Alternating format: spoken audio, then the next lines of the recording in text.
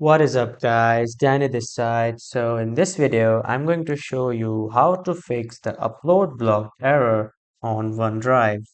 So first off, click on this small icon of OneDrive from your taskbar and then go to settings.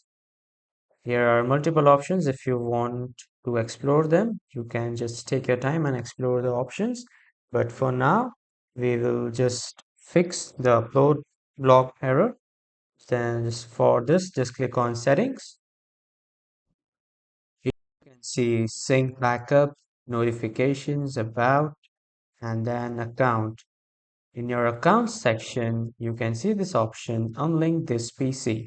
Now, what this option does is it will unlink the OneDrive from your PC temporarily, and when you log in again with the same ID and the same credentials, the OneDrive will sync again and it will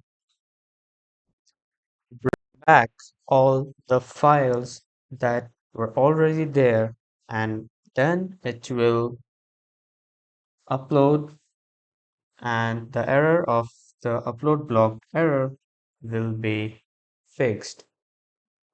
That was all for this video. Thank you for watching.